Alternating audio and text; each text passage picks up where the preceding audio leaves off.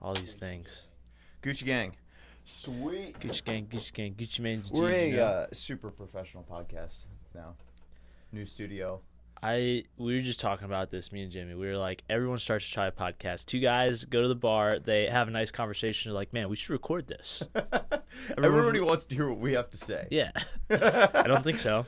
Dude, that was the most popular conversation over COVID. What? Oh, start a podcast? Oh, we'll start a podcast. 100%. Everyone started a podcast. I started a podcast. That's why I tried to start a talk show, Spitballing with Nick Lee, which is different. In a grave. It's different. But it was a talk show. Well, it was one episode, right? It was a pilot, and I think it went well, but some things popped up, and it just never took off. You know what I mean? Yeah. But now you're doing a different show.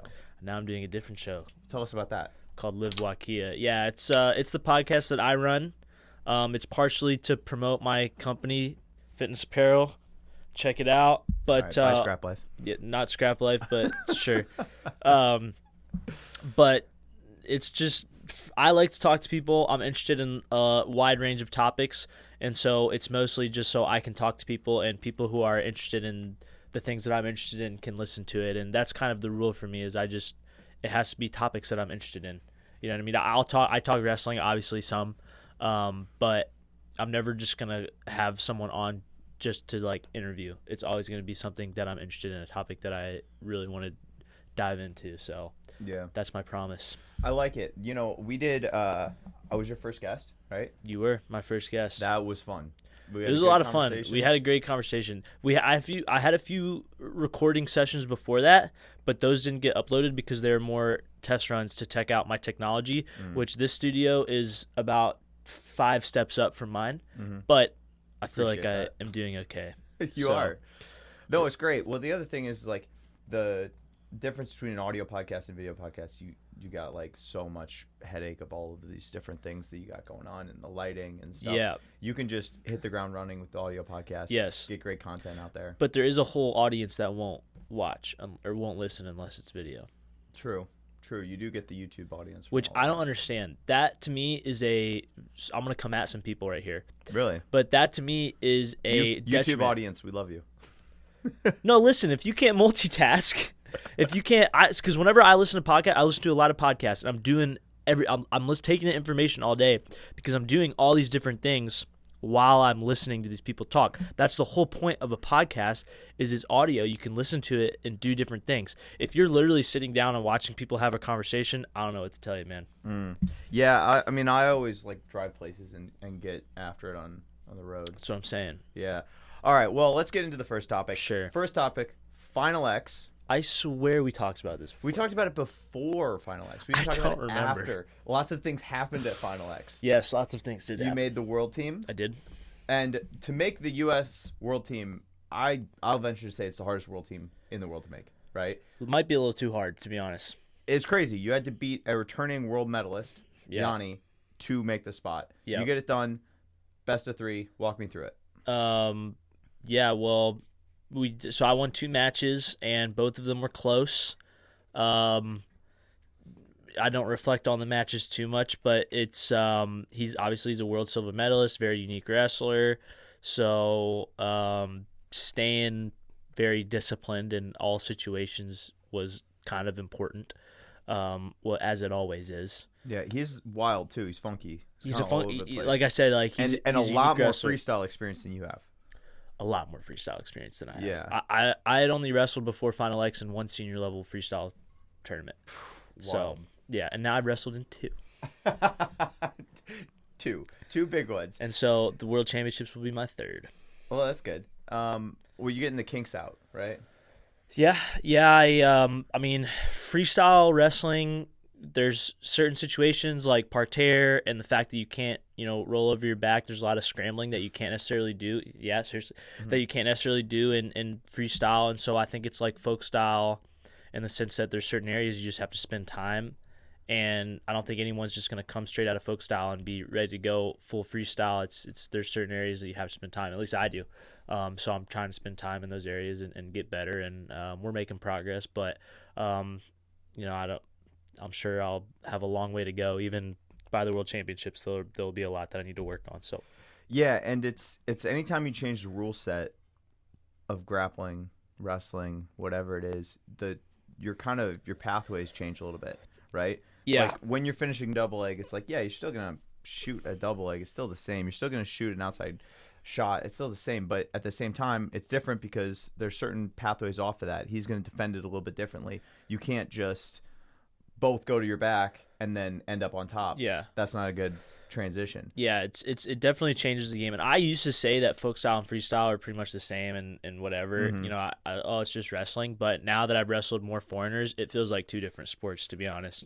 There's so many different things in folk style and collegiate folk style wrestling that you can get away with, or just different tactics that you do in folk style wrestling, and none of those are there in freestyle wrestling, especially No top game. There's no top bottom wrestling outside of parterre, right? Parterre is kind of it's usually like a sprint for some points, or they just sit there and do nothing and wait to get brought back up. So it's definitely different. But then whenever you have Americans that wrestle each other in freestyle that are both come from folk style backgrounds, I think that makes that makes a freestyle wrestling more like folk style. Mm-hmm. And so it's very different whenever you start wrestling foreigners. Like I said, it feels like a different sport in a way. Yeah. So it's a totally different feel. Mhm. And the foreigners, yeah, I know they have a much different feel. I remember Jason getting back from Poland and being like, dude, it was like the foreigner feel is like a different thing altogether. it's completely different. And because Yeah. imagine all the time that you spend working, getting out on bottom, and the time you spend riding on top, doing turns. There's all these different situations that you spend time in that are just non-existent. And so they're spending that time in, over-unders or in, different scramble situations that Double leg to a lace. like all these situations that you don't necessarily ever practice. They're spending that time there. So yeah, it's completely different, and they're definitely going to have a different feel for pretty much everywhere. So you're on the world team now. Mm-hmm. Big deal. Yeah. Yeah. Awesome. Congrats. And Thanks. then you go to your first overseas tournament. Talk us through that. How was the trip? Yeah, it was good. We were in Hungary, in Budapest, which is a beautiful city. Beautiful. Lots of art. Yeah, it was gorgeous. It's like one of those old European cities where it's just everything is just like classy and, almost like out of a movie. Yeah, it's you can thank the Habsburgs for that. Austro-Hungarian Empire. You can thank the Habsburgs. They stole a lot of wealth from the rest of the world, but that's neither here nor there. That's for the next podcast. Gorgeous city. Yeah, for the next podcast. Gorgeous city. It went well. I wrestled 4 matches. Lost in the finals. Took silver to one of the best guys in the world. Yeah, it's a kind of a good, like I said, that was only my second senior level tournament. Mm-hmm. And then my first senior level tournament, I only wrestled 2 matches, and one of them was against an American. Right. So I don't even think it counted. So just getting those feels, I think, was good and important. And how many matches did you have at the tournament? I had 4. I had 4 total. Okay. So I think it was very useful, and you just kind of get an idea of the situations that you're going to be in, so you can have that in your mind while you're training. Plus the time change. Competing in, Yes. Completely flipped Well, schedule. Yeah, it wouldn't have been that bad, except we were in Colorado Springs for a week before, and so that's an extra 2 hours that I had to adjust. Boy. Yeah, so that was so rough. You're going back and then you're going forward. Because I was trying to adjust from State College to Colorado Springs, and then suddenly I'm thrown into Budapest, and now I'm trying to adjust State College, Colorado Springs, Budapest, so it just throws everything off. So Your that body's was like, very dude, rough. what is going on? And Kyle Snyder would not let me nap. He wouldn't let me nap. I was trying to nap. I was just like, if I can just get some sleep, it doesn't matter when the sleep is, blah, blah, blah. He's like, no, we're not napping. Well, that's kind of important, though. I disagree. that's being mentally tough, Nick. No, but seriously, when you're going over there, you can't nap that day because then you have to stay up all day so that you adjust. Disagree. I think you should just sleep pretty much He's the entire time. Olympic champ, how many time world champ? What does he know? Not going to go into this. No, I mean, I remember what was our one of our last trips. Kyle was just like, "This is where you got to get mentally tough." He's like, "I want to fall asleep right now. So I'm not going to do it." It's like, Kyle, we're in customs. You can't fall asleep right now if you wanted to. Oh man. All right, so good tournament. Took silver. Who did you lose to in the finals? Mongolian guy. I don't know how to pronounce his name, so I won't try. But very good wrestler. Definitely, one of those guys he's won like 4 ranking series tournaments now in a row or something like that. So he's definitely a world championship contender. But got that feel and everything. So I didn't watch the match. How did he end up? Over unders. Really? Yeah, kick my butt in over unders. Dang. And he got a 4 off the bat, so that definitely helped him out. Yeah. But that'll do it. Get a 4 early and then just coast. That's what I would do. So next time. Now you'll know. Now I know. Okay, so you got Worlds in Serbia. You ever been to Serbia? We have. We were there last year. The World Championships were in Serbia last year. Right. Obviously. Yeah, Belgrade, same place and everything like that. So basically, it's like home. Yeah, you were Zane's practice partner last year. Yes, it was a lot of fun. Yeah, that was sweet. Yeah. So now you're gonna have a practice. Did you partner come? this year. Did you come to Serbia last year? Yeah. Were you there? I forget. Are you coming this year? Ramstein? No, I'm not coming this year. I don't think. You get because you're like 3 documentaries behind, man. Dude, I'm working on it. All right, they're big projects. I'm almost done with part 1 on this long one, so that's good. That's great. It'll be Part 1's almost done. Yeah, part 1 of 3. How many years? Is just it? Just 2. Wait, part 1 is only part 1? Well, I've got a lot of other scenes, but then like part 1 is like a packaged thing that I can. What's part 1? What is that? It goes through the Lehigh duel. That's it? So then I can give it to the coaches, and then we can give it to potential like people that want to sponsor the film, people that want to like clear it. We can like get the process started. I have a lot of other scenes done, like the Iowa scenes done, a lot of other scenes, Principal 2 later on. All the character development. Have you considered putting it on YouTube? Well, that's the thing. Okay, so if we get sponsors, then potentially YouTube is the right place for it. Because that's what a lot of comedians are doing now. Whenever they can't get their set or whatever, their specials put up on Netflix or whatever, they just put it on YouTube and they do it themselves. That's what what's his name, Andrew Schultz did. Schultz. Yeah. I don't know. This documentary could be too clear-headed for Netflix. It could be just you're darn right. You're darn right. Might be too rooted in reality. Yeah. No. So anyway, and everything these days. We can talk about all that later. But yeah, I mean, it's going well and making serious progress on it, and everything's starting to come together in a really cool way. So that's wonderful. I'm excited for that. Let's talk about positive momentum. I had this principle I was thinking about the other day. This is more like a life principle. Have you ever read Green Lights? I haven't, but I see that it's on your whiteboard, and so I was wondering what that was. Okay, so it's a book by Matthew McConaughey, and it's like kind of his life story. But he's an actor, and so I have an inherent mistrust of actors. I would agree with you, but this one's actually a good book. Okay. Continue. So he talks about like basically in life, you've got moments where you're at green lights and red lights, right? Okay. Just like traffic. And green lights are designed to be hit sequentially. So it's kind of like the art of running downhill. Okay. So like when you have one thing going for you, you have everything going for you. Yeah. You have like boom, boom, boom, boom. You string together a bunch of wins. You get positive momentum in Makes your life. sense to me. And it's kind of like how do you balance that art and continue to progress forward? And then obviously when you're at a red light, it's this moment where you stop and you kind of reflect and you recalculate everything, and you kind of get your bearings and you get your plan for the next string of green lights. Yeah. So red light was kind of a COVID moment for all of us. You know what I mean? Or COVID was kind of a red light moment for all of us. Yeah, sure. Flip that. And I just wanted to point out in your life, it seems like you're hitting green lights right now. You got your company. You're having success with that. You've made the world team. You're starting to figure that out. You made this risk going with the NLWC. Not a risk, but I know you had other things that you maybe wanted to do with your life. Sure, and I still want to do those things. So right. Yeah. But you just kind of were like, all right, I'm going to do it. I'm going to go wrestle, and now you're on the world team. So I wanted to kind of talk about that. Like, how do you feel like you're hitting these green lights? Do you feel like you're balancing it well? I don't know, man. I don't know if I'm at green lights or red lights. I just kind of go. I'm driving. To be honest, I'm probably looking at my phone while I'm driving, so maybe I'm hitting red lights. Well, that's not good. Maybe I'm just driving through the red lights. I don't know. State college, watch out. I mean, I've never been a guy that really thinks about the larger picture about things. I just kind of like have something that I want to do, and then I just do it, or I don't do it if I can't do it.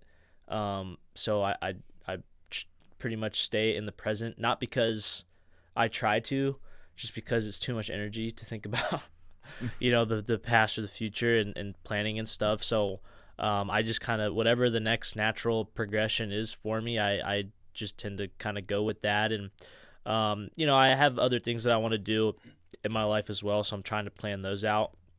But yeah, I mean, I would say there's definitely something to that, what he's saying. There's a natural law, and I forget what it's called, but Jordan Peterson talked about it. And but essentially it's the concentration of success on a very on the end of the bell curve, for example. So the people that are going to make most of the money in the world, it's like 1% of people or something like that. Do you know what I mean? And then in the Amazon rainforest, it's a tiny percent of trees that have most of the height of the rainforest. And then for solar systems, there's a tiny percent of stars that have all of the planets around them, stuff like that. Yeah, and the outliers. Those could be completely wrong, but yeah, it's some sort of natural law, which I'll get back to you on. But no, I think that's kind of like the best in the world at something get all of the spoils. You think of it like a snowball. Whenever the snowball starts rolling down the hill, it's just going to get bigger and bigger and bigger. Where most of the other snowballs are just going to sit. And so, but that snowball it's not gonna sit. It's going to keep getting bigger. It's going to keep getting bigger while the other balls are just kind of sitting and not growing. Maybe they grow a little bit, but that snowball is going to keep getting exponentially bigger. So exponential growth. Yeah, absolutely. The bigger it is, faster it grows. Yeah, but like I said, I don't think about myself. I don't like self-help books. I think they all say the same thing. So yeah, but yeah, I mean that's not a bad point. It's kind of like the same principles regurgitated through different means, different voices. It's helpful for some people to read that over and over again, so they can, so they can enact it in their lives.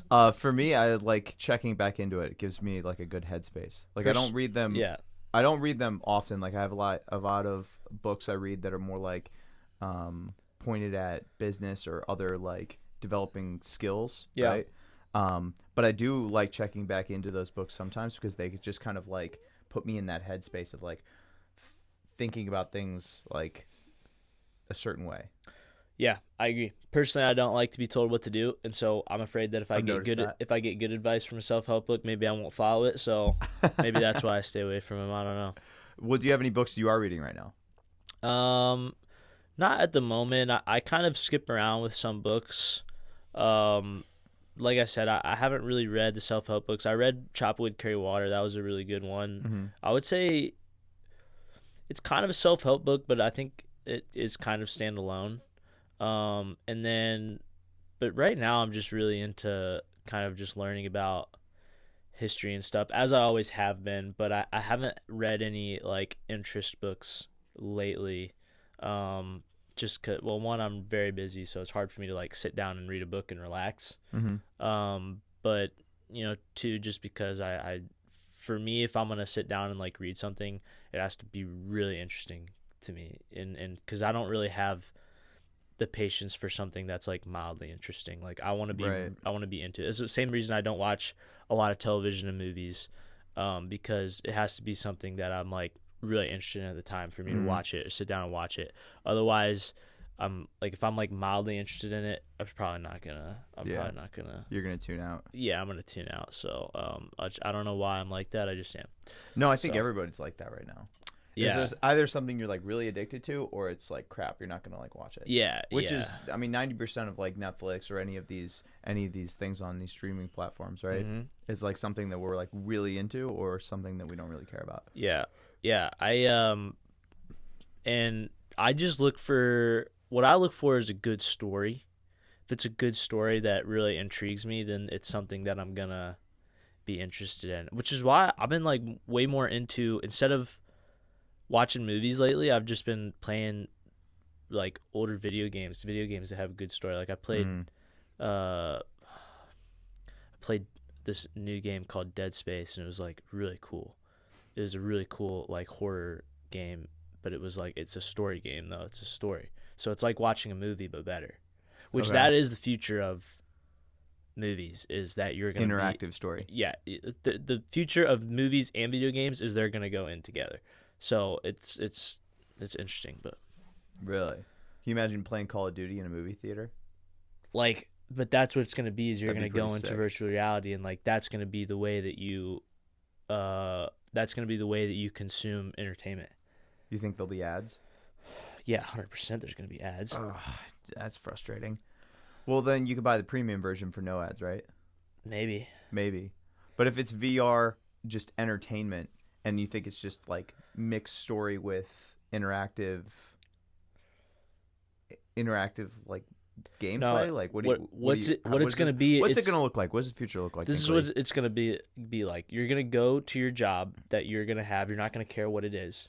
You're just going to get it so you can make money, so you can pay for your virtual reality, and you're going to go home and you're going to immediately go into your virtual reality. Yeah, because that's where you want to be. I've seen Ready Player One. I've seen it. Yeah, no, but that's what it's going to be. That's what it's going to be. Now, I don't think people are going to like live in there, because that's not it's not possible. Because there are going to be people that still live in the real world that want the real world to be nice. And there's also upkeep of this virtual reality, so I don't think it's going to be fully like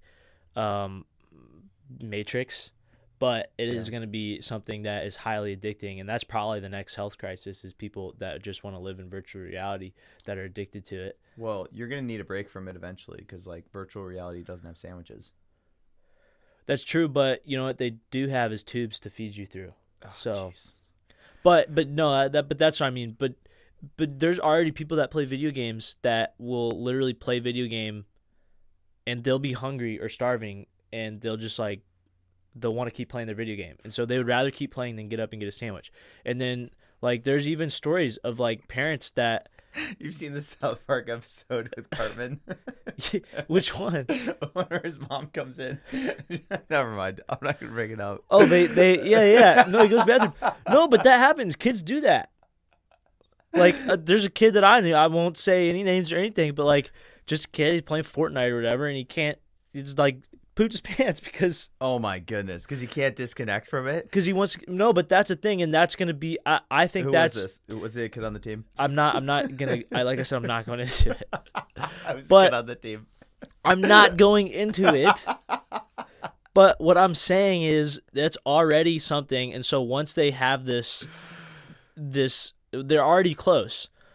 But once they have this thing where you can go into virtual reality and you can live out different stories and stuff, people are going to be addicted to it. That's the next health crisis in Western countries, anyway. It was Greg, wasn't it? Yes, it was Greg. I can't slander Greg like that. No, I'm kidding. I was like trying to think of somebody. Greg doesn't even play video games. I know. So. Yeah.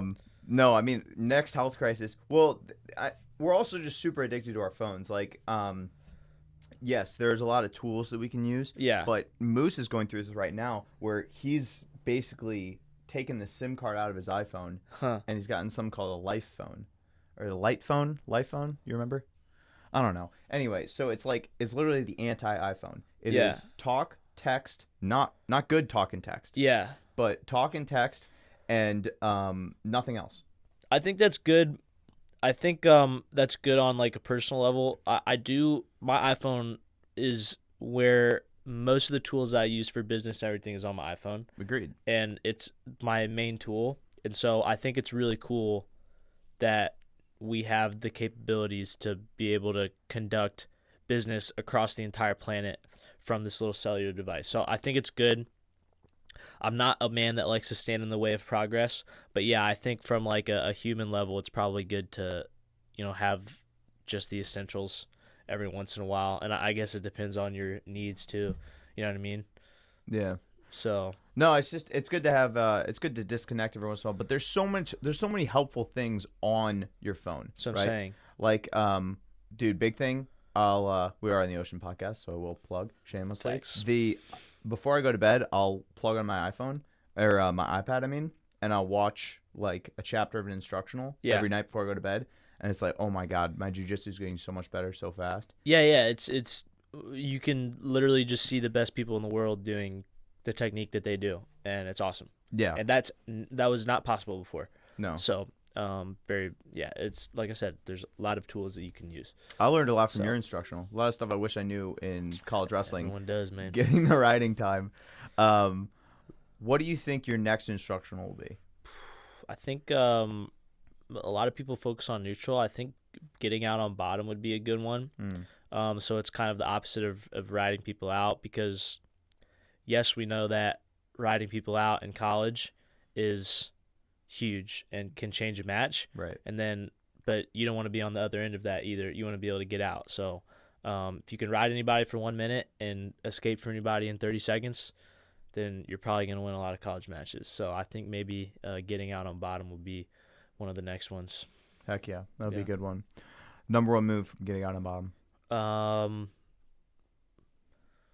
Should we save it for the instructional? No, plug it. I don't want to give it away. Well, I don't know if there is really a move. I think bottom wrestling is more of patterns and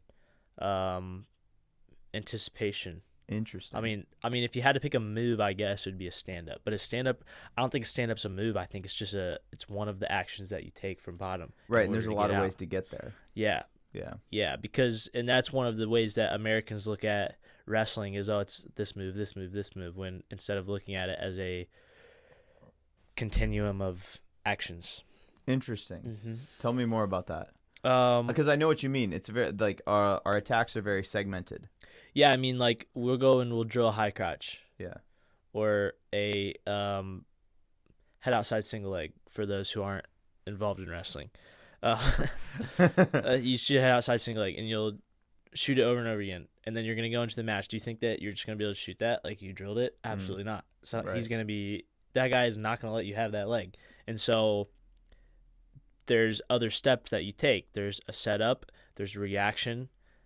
There's a reaction to that reaction. And so there's 10 different things that happen before you get to that single leg. And so – but all you're drilling is that one movement of getting in on the single leg. So – you got to practice the other things too. Yeah. Mm-hmm. Do you think it's the principles? Do you think it's the maybe flowing between the positions, getting comfortable and hitting it in live?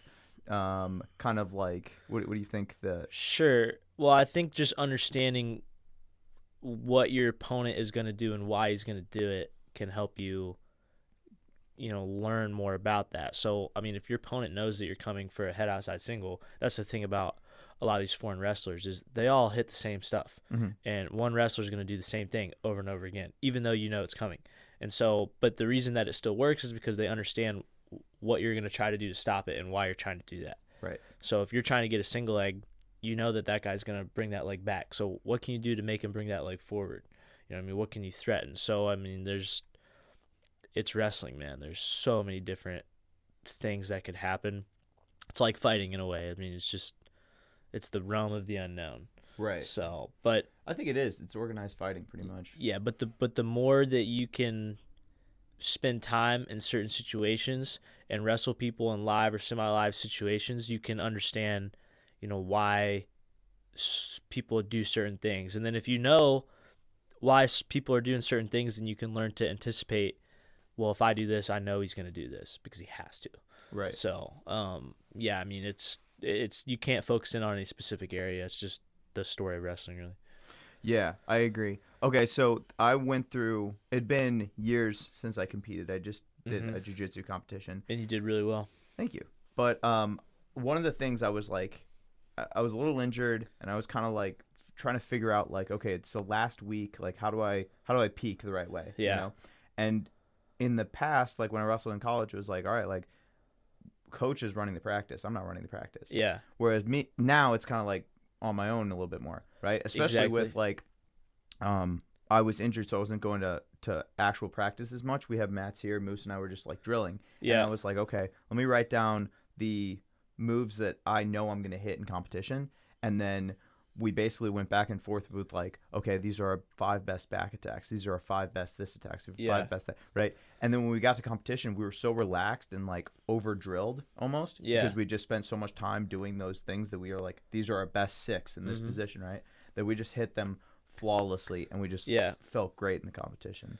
Yeah, I mean, that's what it is, right? Just spending time. Yeah. You spend time. So if you've done the preparation, it's usually easier to relax than if you haven't done the preparation. The most nervous people are the guys that didn't prepare right.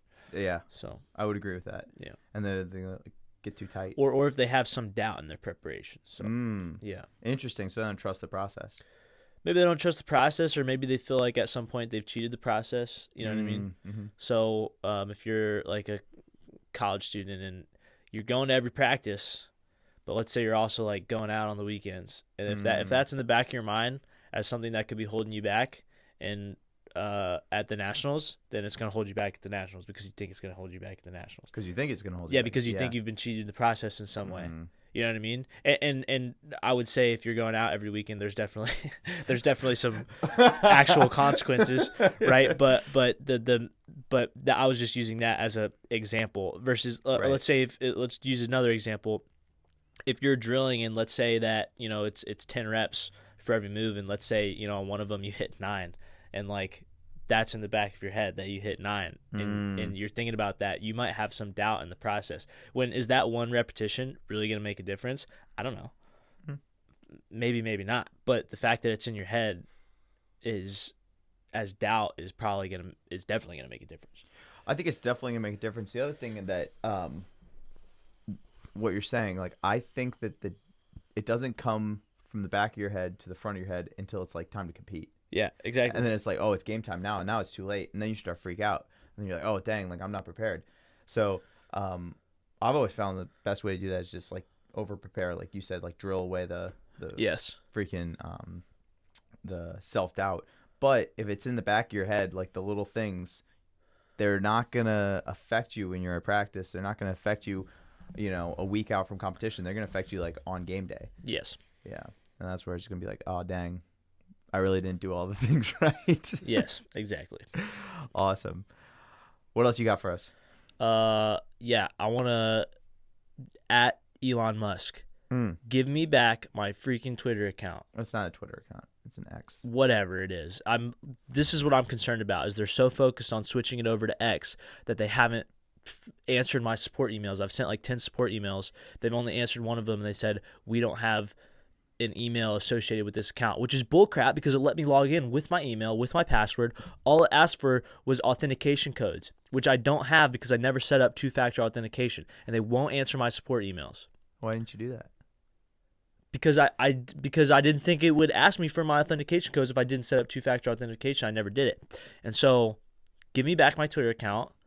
I'm a Twitter Blue subscriber, and I'm going to be disputing those charges on my card if they don't give me it back, and then we're going to get down to business. The social media contact me page, pointless. We're trying to go through this with Meta. It's like, it's pointless. Look, man, it doesn't do anything. And Elon fired everybody, so I know there's nobody looking at my emails. Yeah, that's true. So, I have some complaints. I like the whole free speech thing, but I'd rather be able to talk about something than nothing. So that's how they get you. That's how they got me. They kicked me out of my Twitter account, my Dang, X dude, account. I didn't know you were still canceled on Twitter. That's kind of... I'm not canceled. I'm just locked out of my account. That's cool. I'm just locked out of my account, and I'm really mad about it. It's like a humble brag. Like you're kind of proud of being canceled.